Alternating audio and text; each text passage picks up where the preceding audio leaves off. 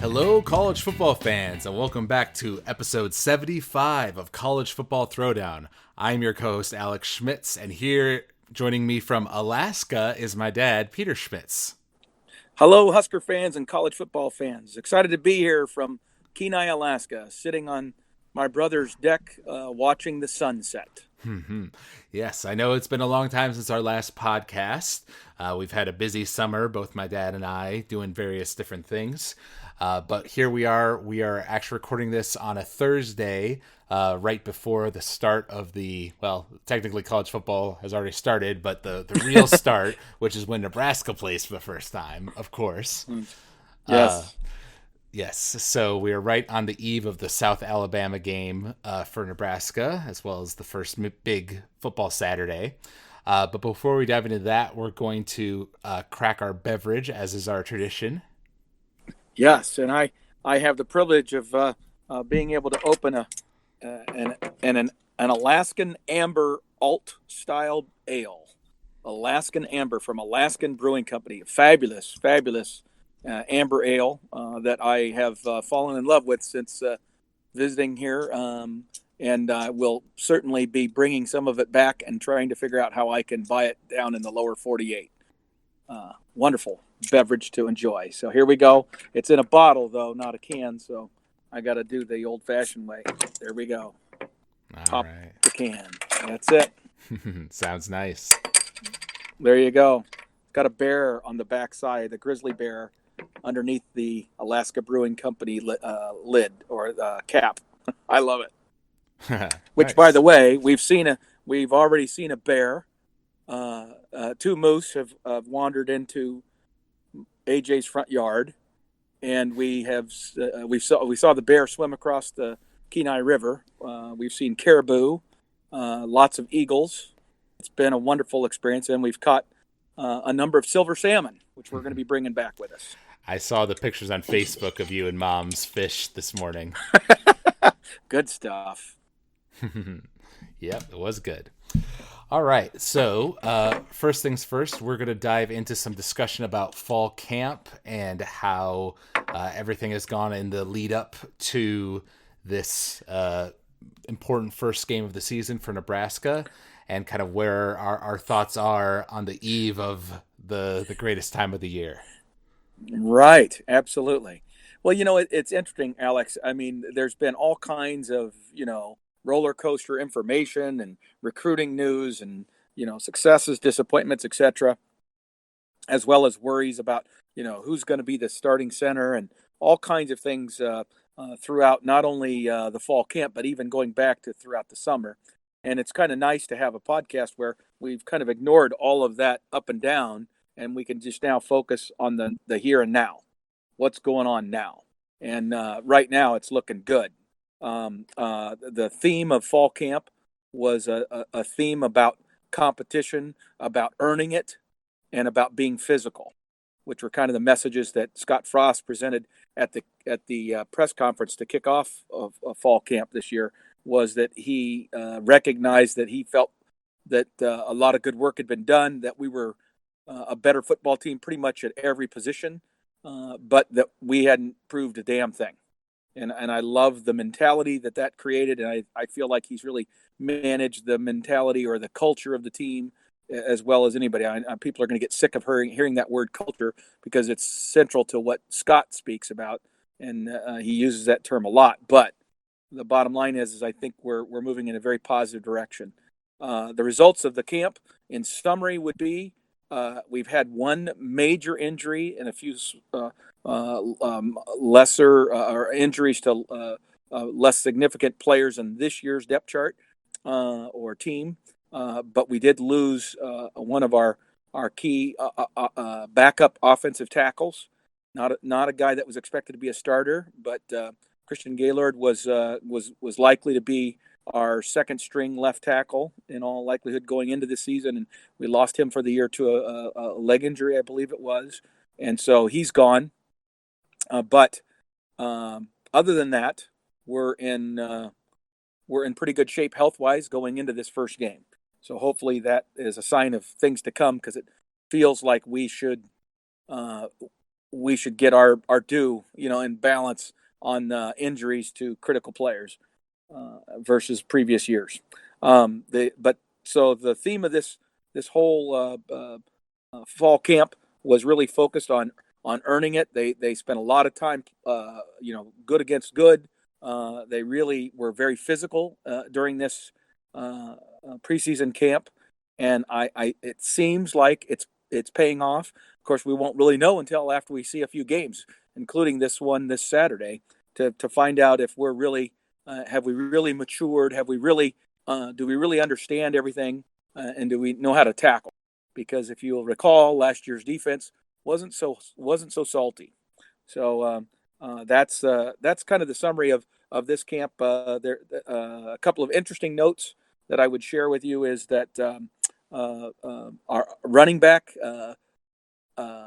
wide receiver, and defensive tackle have all benefited significantly from junior college transfers. In fact, in some late junior college transfers that have stepped in and are not just in the two deep, but are actually going to be starters. We have Dedrick Mills, the running back out of the junior college, that has come in and has immediately established himself as number one, along with Maurice Washington, whose availability for this game this Saturday is still up in the air as we record this podcast. And but Mills has shown enough already that he has established himself within the depth chart. Also, a guy by the name of and I'm going to butcher his name. I apologize. Hopefully, I'll be able to Kanaiwa Noah. I butchered it. I absolutely butchered it. So I'm doing it. Yep. So, but he is a transfer from Cal. Yeah. So anyway, and then the third guy is gosh, I apologize. Give me 1 second here. I got to get to defense. Darian Daniels. Since his brother was already on the team, I wanted to make sure I got the right name. Darian Daniels, who is the brother of Damian Daniels, who's already been on our team. But Darian was a senior who transferred from Oklahoma State and has come into the program. And not only has he established himself as one of the top defensive tackles on our team, but has been selected as a captain. So you want to join in? Okay. Brother AJ has joined me on the deck and has expressed an interest in joining the podcast. So we're going to try to give this a go and see how it works for those out there in our listener land. We're going to give this a try. Okay. Yes, good old listener land. Yeah, listener land. Here we go. Hello there, Alex. Hey, AJ, how are you? I'm doing well, and hopefully you are too. Yep, doing well. Managing to stay cool out here. So anyway, that kind of is my summary of the fall camp. Was that it went well. We did not have many major injuries, which is always one of the key things, and yet we did not sacrifice physicality for the team in its preparations. And I think Scott Frost is indicated that he's, number one, much happier coaching this team than last year's team, because he's overcome all the character issues and challenges that he had last year. He feels like this team is better at every level, and it's just a matter of having these guys start to prove it on the field. We got to earn it, but he's ready to go. All right. Yep. Well, it's nice to have that positivity going into things. I sent you a little thing I had seen online. It was a Twitter post of a Omaha.com article, I believe it was, but it was a quote from Tom Osborne, of all people, saying that Adrian Martinez had, I think it was like the most complete skill set of any quarterback he had ever seen at Nebraska. I believe that was the quote. Which is saying something, because the guy he would have described as having that skill set, most complete skill set before, would probably have been his coach, Scott Frost. Right. Yeah, I saw some comments under that, like, "What about me, coach?" There we Yep. go. All right. I love it. I love it. Since we've got brother AJ here with us, AJ, why don't you give your thoughts on how fall camp is done and how prepared you think the team is going into this Southern Alabama game? I think the main focus of the team has been speed, speed, speed. Whatever they do, they're doing very, very quickly, and I think that that's something that they tried to instill last year, but it was really tough to do. Too many guys didn't know what they were doing, and it slowed them down quite a bit last year, and it made them make too many mistakes. Whereas this year, most of the guys know what they're doing on every given play, and they can go at it, whether it's defense or offense. They can go play after play after play and know what they need to be doing, and they're not surprised by anything that they're seeing or doing, and that their general uh, their ability to recover from play to play is outstanding compared to what it was last year. And I think that's going to be the big key, right, is that they're going to be able to get after everybody. And the lack of injuries, like Pete mentioned a little bit ago, that's something that I was a little concerned about, because they were going, good on good for a good portion of this last month, the ones versus the ones and stuff. And when that happens, oftentimes guys get banged up. And luckily, we only lost a couple of guys, and they weren't the starters; they were the backup guys. But so I'm pleasantly surprised at how that all went, and hopefully optimistic on this first game. We'll see what's going to happen in a couple of days, but at this point, I'm pretty optimistic about how the whole camp went. That's good. Yeah. Well, and we knew last year that Scott was transitioning us to a very different type of offense than what we had run before, with this more kind of fast-paced style that he took with him from UCF. So it makes sense that that would take some time for the team to kind of adjust to, and also for the physical training and the weightlifting and all of that, with the focus on speed to kind of take into effect. And now we're 2 years in. So I think hopefully the hope would be that we're going to start to see the dividends of that groundwork that's been laid. Yeah, absolutely. I agree with that 100%. All right, great. All right. Well, then why don't we get into that depth chart that you were talking about, Dad, and see who our starters are going to be. Okay. So yeah, first of all, I'll just run through it real quick. Like, most of the people who are listening to this podcast will have looked at the depth chart, and so they'll be familiar with it. But I'm just going to try to run through them as quickly as I can, and then we'll go to what I think are the significant things within it. Okay. So we've got quarterback Adrian Martinez, Noah Vedral, and Luke McCaffrey. Running back Dietrich Mills or Maurice Washington, Wyatt Mazur or Ramir Johnson. Those are running backs. Then at wide receiver, J.D. Spielman, Javon McQuitty, or Jerron Woodyard. And then the other wide receiver, Kaniwa Noah. Kanoa, I don't know how to pronounce this guy's name. I'm so sorry. Just call him the Hawaiian. The Hawaiian, yeah. Mike Williams, and then Darian Chase, which is cool. And then at the other wide receiver, Wandell Robinson, a true freshman, Miles Jones, a redshirt freshman, or Cade Warner. And then tight end, Jack Stahl, or Austin Allen, and Kurt Raftal. And then at left tackle, Brandon Hymas, Brock Bando at left tackles, and then left guard, Trent Hickson, John Raridan, center, Cameron Jurgens, and Will Farniok. And then at right guard, Bo Wilson and Matt Sichterman. Right tackle, Matt Farniok, Bryce Benhart. And that summarizes the offensive depth chart. Let's talk a little bit about this depth chart now. So obviously, we want to focus first on quarterback. Adrian was going to be the man. That was pretty clear from the very beginning. This is his team. But what was significant was the Noah Vedral, Luke McCaffrey competition for who was going to be second. string. And throughout camp, they indicated that it was a very tight race. I think the coaches are extremely pleased with where Luke McCaffrey is at, and to the point where it probably made the decision a little harder than it was originally planned to be. They had every intention of redshirting him if he didn't absolutely blow Noah's talents away, and they knew that Noah was a pretty cerebral and effective quarterback. So unless we see an injury to Adrian that puts him out for a long period of time, I think the intention would be that Luke McCaffrey is going to be redshirted, and the coaching staff has basically made that clear that that's what they would like to do, and obviously Luke has probably been in the loop on that for a while.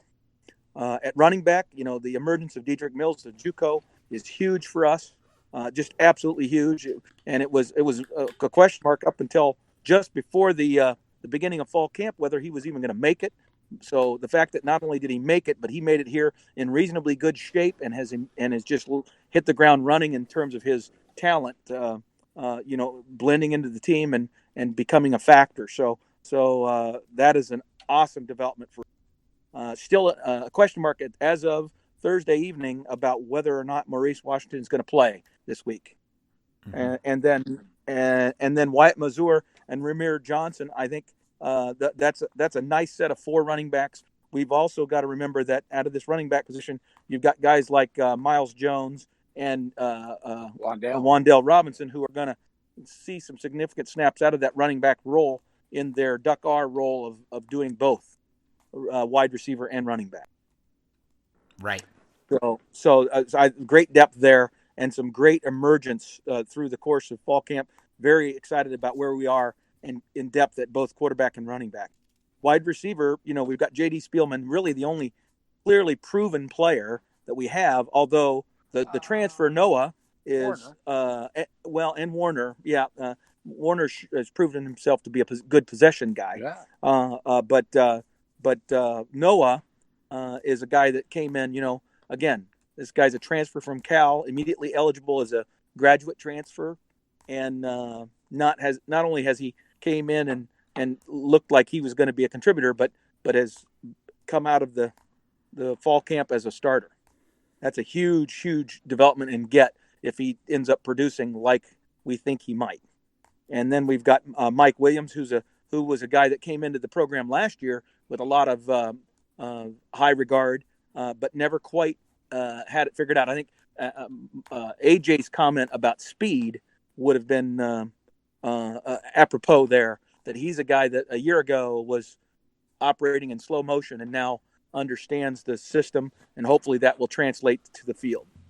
And then Wandale Robinson at wide receiver. I mean, I don't know that I can't remember a year other than maybe the year that Eric Crouch and who was the other quarterback?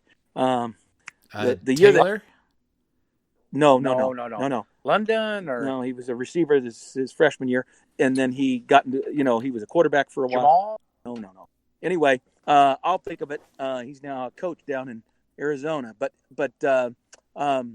anyway, the two of them when they came. It's the only comparable time that a guy has come in and splashed that Wandale has made so quickly. It's just remarkable for a true freshman. And then tight end, they've been speaking very highly about tight end and how much depth they had at that position, and they're very happy about that. And I think the fact that Austin Allen is considered a number 1 tight end in the Austin Allen or Jack Stahl, who's the returning starter, that's a good sign to how much Austin has improved. And then offensive line, I think it's great that we've got some returning starters there. I think it's the biggest question mark on the team, in my opinion. And the fact that Cameron Juergens, with such a small amount of practice, Cameron did not practice during most of fall camp as he continued to recover from some injuries. And yet, as soon as he got back, they felt that the performance of the line changed enough with him in there that they named him starter immediately, rather than maybe waiting a couple of games, which most people thought was going to happen. So a lot of eyes are going to be on Cameron this week and all the early weeks of the year. So that would be probably my only comments on the offensive line. I'm going to turn it over to AJ and let him summarize anything that he might want. I thought that after seeing the initial, depth chart, it looked a little bit surprising in a couple of spots. But when you thought about it long term, it looked really good. I mean, I love the fact that that kid from California came in and just he's taken that wide receiver spot, and that's going to help tremendously. And I think that going 9 deep, basically, we've got 9 wide receivers that I think that the coaches are very comfortable with. I think that's going to be something that's going to shine for us, which most of them don't have any experience, but all of them have tremendous talent. I mean, you watch any of their high school or even like Practice. In the case of the California kid, the Hawaiian kid, he was a very good receiver out there at Cal. And, bad injury. So he missed pretty much an entire year, and we get him. And I think he's going to be a great receiver. Seems to have great hands. And there's quite a few of those guys that have great hands. Even Cade Warner, he's got great hands. Now, I know that he got banged up a little bit, and we haven't heard the extent of his injury, but he's a guy that proved throughout last year, and he was just a freshman last year, that he's got good hands. I mean, this is a guy that can run a proper route and make good catches. So I'm really excited to see. That's the thing I'm really looking forward to seeing on Saturday the most, is the wide receivers being able to go out there and do their thing, get open, catch the ball, and how good they're going to be, all 9 of them. Because, just like pretty much any team, they, substitute wide receivers on a regular basis. So who starts and who doesn't really isn't that big a deal. And I think that they're going to be such a huge part of the offense. And I'm excited to watch, to see what those 9 guys do, even with the couple of guys that were set aside this week because of the off the field stuff. Yeah, even with those 2 guys gone, we still have 9 guys that the coaches trust and really like. Well, that's pretty deep. I like that depth on the whole thing. Mm-hmm. Okay. Yeah, well, and I'm definitely looking forward to seeing those JUCOs play that you guys were talking about, as well as the true freshman Wandale Robinson. That's always exciting to see talent like that that's kind of come in and surprise people. It's like, okay, what do the coaches see in those guys? Now we all get to see it on the field for real. And right. Obviously you hope it all pays off. Yeah. Absolutely. Yeah, that's Wandale sounds like everything we've read for like 6 months. I mean, I've been drinking Kool-Aid for 6 months. I'm pretty bloated at this point. I mean, seriously, I can't believe it. So it'll be exciting to see him do his thing. Hopefully he'll be able to get something going on game day, and we'll be able to see some spectacular stuff from him. Okay, it was Bobby Newcomb. It was exactly who it was Eric Crouch and Bobby Newcomb. When those 2 arrived on campus, there was a huge hubbub, and they were at the same position, and so there was a lot of competition there. Blah blah blah. That's the last time I can remember the kind of excitement that we're talking about here. Mm-hmm. So, all right, now how about we get let's on go to defense. Yep. Okay, all right. So I'll go through this quicker. I'll try to. Carlos Davis, DeAndre Thomas at defensive end. Nose guard, Darian Daniels and his brother, Damian Daniels. Defensive end, Khalil Davis and Ben Stilley. Outside linebacker, Alex Davis, Tyron Ferguson or Garrett Nelson. Inside linebacker, Muhammad Berry and Joey Johnson. The other inside linebacker, Will Honus or Colin Miller. Outside linebacker, Caleb Tanner or JoJo Doman. At cornerbacks, Lamar Jackson or Cam Taylor and Tony Butler. And then at the other cornerback, DiCaprio Boodle Braxton Clark or Quentin Newsom.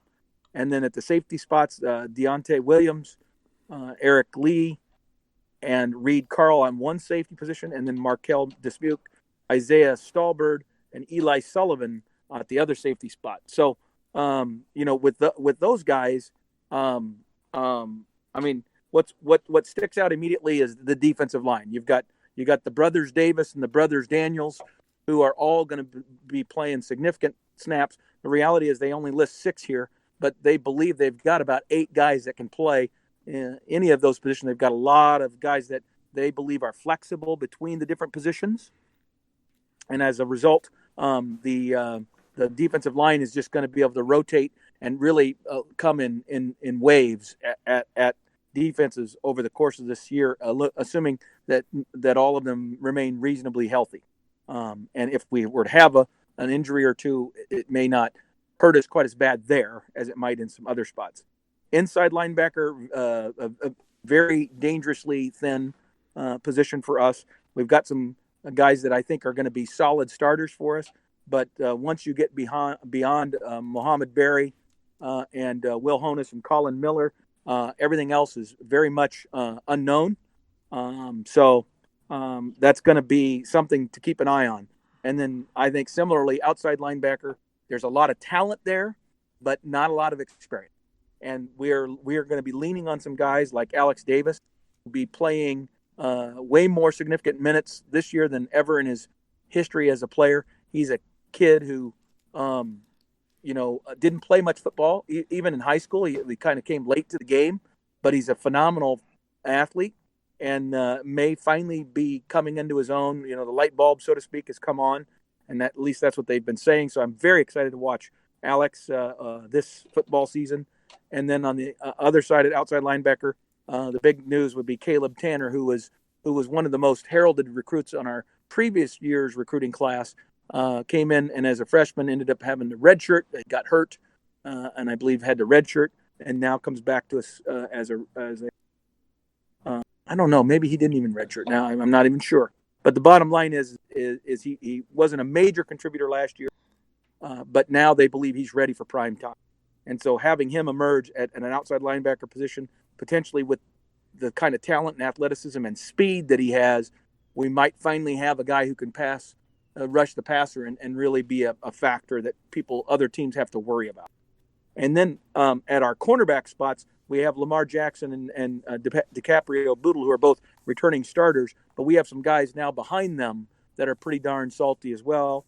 And that's the news there, is that our depth at corner is way better than it was a year ago, in my belief. And then at the safety position, we lost a lot to graduation last year. This is an area we're having to rebuild, but we have a lot of talent to choose from there. And we have some, interestingly, some walk-ons who have found their way onto the depth chart here. And that's going to be interesting to see if those guys are there, just this week, or are they going to be there, for an extended period of time. Guys like Isaiah Stallbird and Eli Sullivan are names that are not, well-known names among Nebraska fans, but they might be after this weekend when we get to see a few of them play. But they're going to have to be a factor because in this day and age, safeties, you need a lot of safeties because you're playing nickels and dime defenses, and oftentimes they're the ones that help in that regard, along with cornerbacks. So those are some names that I'm going to be keeping a close eye on this week. Very good. Yeah. I am excited to hear about the additional depth at defensive line, because obviously that's such a critical part of the defense and an area that we have struggled at for a while now, especially in terms of, like you say, like one guy gets injured and then we're in trouble for the rest of the season because we have the depth to back him up. So hopefully we're able to keep that rotation going. I'm predicting, this is getting ahead a little bit, but I'm predicting that the offense will perform well against Southern Alabama, and we'll definitely see some nice passes and touchdowns and things like that. But what I'm more curious to see is the improvement on defense, because that's the area that we really need to see grow compared to last year if we're going to beat the good teams we have on our schedule. I agree with that 100%, Alex. That's exactly what I'm thinking. I'm anxious to see that. I'm anxious to see the whole defense play much better than it did, and I'm hoping that they sound like that the players understand the concepts more, and they're playing faster now because they understand the concepts more. So I'm excited to see that, and if that's going to be the big ticket thing. If the defense really has making a step forward, then this team could be really salty. Mm-hmm. That's the hope, isn't it? Yes. Yes. Yeah. Yeah, you were talking about drinking the Kool-Aid earlier, Dad. Sometimes when I would check like the Huskers Reddit, I see these posts about, oh, so and so predicts that we're gonna win our division in the Big Ten. And I'm like, all right, that's great and all. That some people are excited, but I know what happened last year, so I'm trying to keep my expectations at a reasonable level. Right. All right. Exactly. And there has been, I mean, as just a brief side note, there has been an awful lot of prediction and love, so to speak, for Nebraska's football team going into this season. Surprisingly so for a team that's been 4-8 the last 2 years. We've got to prove it on the field. I love the approach that Scott has taken, which is to embrace that expectation and say, absolutely, we need to have that expectation. It's Nebraska. We should have that expectation. But we got to prove it on the field. We've done nothing. We're a 4-8 team, and he says that repeatedly, as do his assistants. And so I think that's the same message that the players are getting. So I think we are mentally in the right spot with that. Mm-hmm. Agreed. All right. So if you guys don't have anything else to mention about the depth chart, I think it might be time to switch over to our predictions about the South Alabama game. Okay. All right. Well, that sounds like a good idea. So how do you want to work this? I will go first, and then maybe I'll let my host here, AJ, go second, and then we can finish it up with you. How's that sound? Yep, that sounds good. And feel free to kind of preview the team a little bit for those who may not be familiar with Southern Alabama. Well, interesting. I don't know that much about South Alabama. They're from South Alabama. I do know that. But they are a team we've played, I believe, once before. Nebraska has played them 5 years ago. So they're a team that was quite talented. I believe won their conference last year or was second in their conference. So they were one of the better teams in their conference last year. They did lose a number of players, however, including, I believe, their quarterback. So they've got a few things that they need to work out and improve on. And so that's going to be a deal. But this is a team from the South. It's going to have talent. They're going to be, a team that we have to be respectful of, because if we aren't, we could find ourselves in a game very similar to Troy. Remember the Troy game last year, which we lost because we got in a knife fight, so to speak, with the team with some athleticism, and then we gave up a special teams return, and we made enough mistakes to basically gift them a game. And so I think that that opportunity or that circumstance is there again with South Alabama. I don't believe South Alabama has the quality that Troy did when they came in last year. So I don't believe we're going to lose. We're a much better team, and I don't believe that South Alabama represents the challenge that Troy was and the circumstances that surrounded us at Troy last year. So I'm not expecting this team to be able to match us physical size-wise, strength-wise, or depth-wise. But I can guarantee you they're going to have talent. They're well coached, and so they're going to bring some athletes up here that are going to be able to match our athletic talent. There we go. We're continuing to drink beer here on the podcast. It's important to know that. Anyway, with that all being said, I do believe that between our defensive improvement and our offense's ability, we're going to hang more than 50 points on these guys. I believe we're going to get to 52 points in Wow. this game. But I also believe we're going to let them score about 24 points. I think we're going to make a couple mistakes. We're going to throw a pick, have a fumble. Defense is going to have a bonehead thing. They're going to try to run the football a lot, and they're going to try to confuse us and get assignment errors. And they're probably going to succeed a couple times. So that's what I think is going to happen. And so 24 is maybe being a little too generous for them, but I genuinely believe that they're going to punch us a couple of times. And then they're going to earn 14 points. So that's where the 24 comes from. So my prediction is 52-24. All right. What about you, AJ? The way that I've been looking at South Alabama and a little bit of research, and I did very little research on them, they ended up not doing all that well this last year, and their overall ranking of their offense and their defense was even worse than ours last year. And it was just, especially their defense, and their offense wasn't much better. I'm not sure that they're going to be able to do anything at all with us. And in fact, if we don't score 50 points plus on them, I'll be extremely disappointed. And if we give up more than 14 points on the defense, I'll be extremely disappointed. Now, it's a deal where this is a team that we should annihilate. It just depends on how much Scott Frost calls off the dogs. Right. We played that team. I can't even remember the name of them last year. Bethune Cook. And I don't know what they ended up scoring, but he called off the dogs hugely on that game, and he could have scored 100 points in that game, and he didn't because he knew what he was playing against, and he might do the same thing again. That's the way I'm looking at South Alabama. Oh, so I didn't know. I thought they were.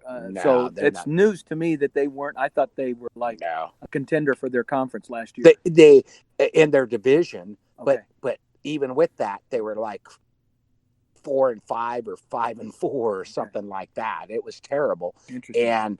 But their overall ranking in the total NCAA with the defense and offense was approaching 100 if it wasn't 100. I see. I mean, they had one of the worst defenses in like us. They're giving up 38, 39 points a game, against their competition. Right. And they were scoring 24 points a game. It was not well. So I might be a little too generous on the South Alabama offensive scoring, but I got to live with my predictions. So we'll go there. All right. So you're saying 50, 60. What is your actual number? I'm hoping that, like I said, over 50 on the offense, 50, 55, 14. Yeah, 55, 14 would be okay in my book. Anything more than that. I'm really looking forward to the defense really, really playing well. Yeah. And I don't know I'm afraid of Scott Frost being an offensive coach and him not letting the defense really do what it wants to do. As far as shutting the people down and not allowing, and keeping the starters in there and, trying to preserve a shutout if they possibly can.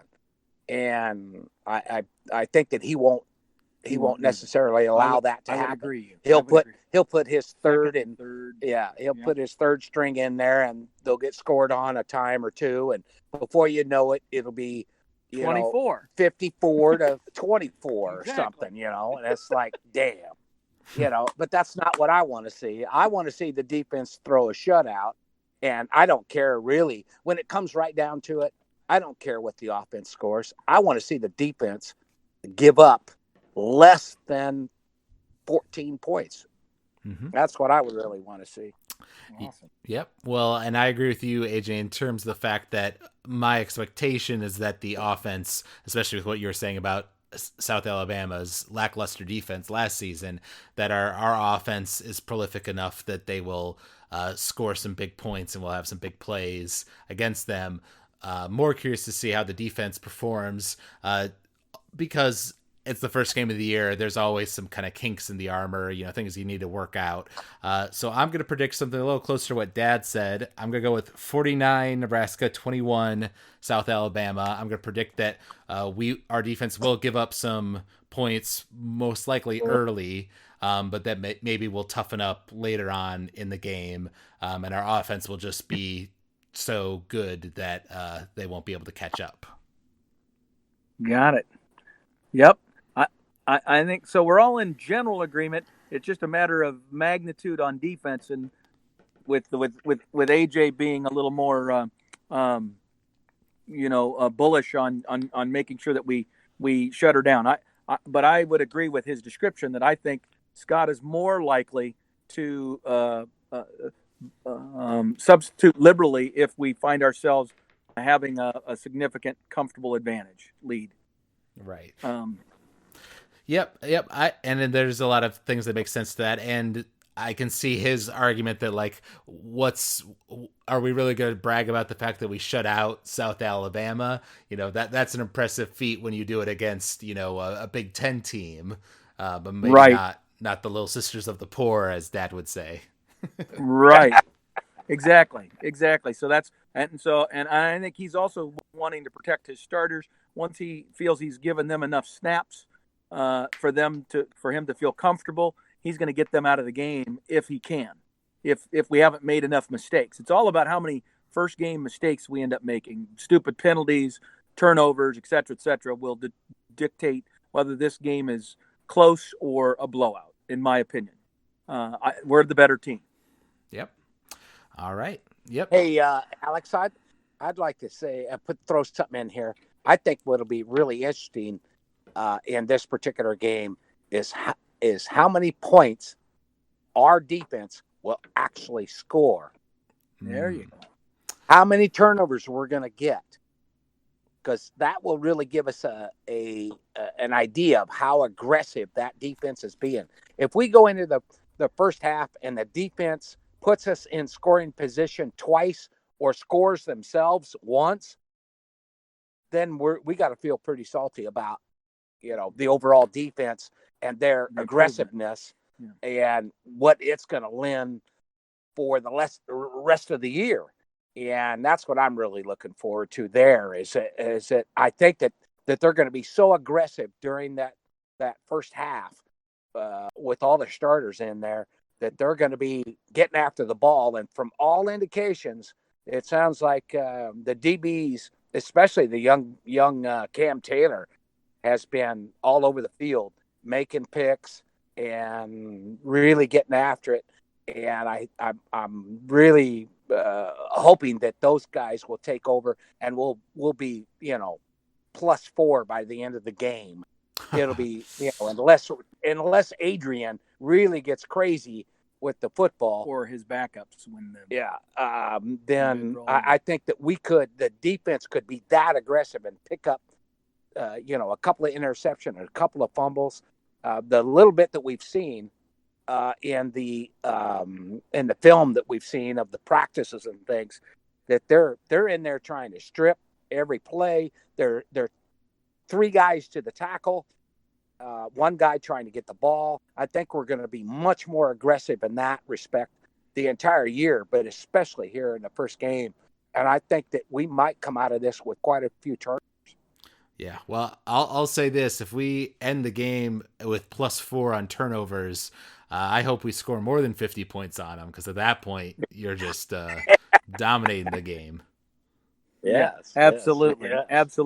Absolutely. So, yep. A couple of things just for summary here of the podcast, Alex. And I know you're going to go through, how people can listen to us and like us on iTunes and that sort of stuff, because you're the expert in that. But it's great that we were able to pull this off. I apologize in advance for the sound quality. We are live here tonight on the deck of AJ's house in Kenai, Alaska, and using cellular service, etc. So I really appreciate any listeners out there for their loyalty to our podcast, and hope you enjoyed it. and we will do better next time when we have a little bit more improved technology. That is the hope. All right, yes. So if you listeners out there enjoyed listening to this podcast, you can find us online at footballthrowdown.podomatic.com, or you can search for College Football Throwdown on Apple Podcasts or iTunes and find us there. We always like getting ratings and reviews from listeners. Hearing your guys' feedback is always very much appreciated. And you can reach out to us via email if you like at huskerpete13@gmail.com. We always like hearing from the fans. So thank you all for listening out there, and thank you, Dad and AJ, for joining me for this preview podcast. And you're welcome. Yeah, and we're about to get into the greatest season of the year right here. I'm excited. We are too. We are too. Yeah. All right. So until next time, go Big Red. Go Big Red. Go Big Red.